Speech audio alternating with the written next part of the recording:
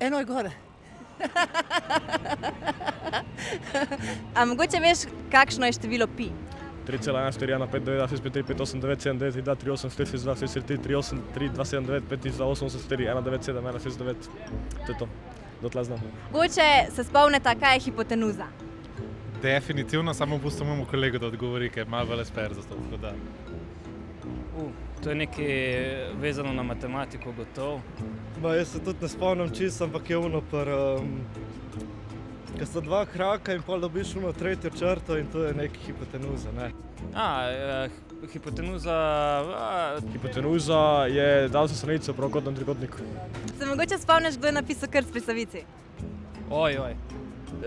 Seveda se Simon Gregorčič.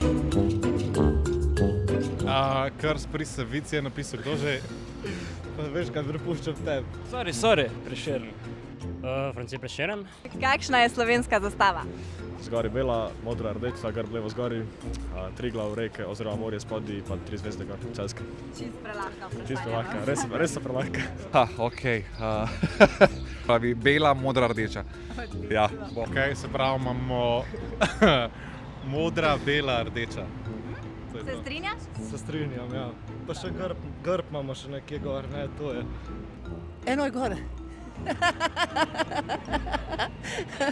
I slikala sam je neki dan na Bledu kad smo se vozili u onome čamcu i bila je ovako zastava i ja sam prvo zastavu pa onda onu crkvicu na Bledu, to je bilo ovako kao kadar. Tako da znam, divni ste. I budite tako lijepi uvijek, i slatke i nasmijane.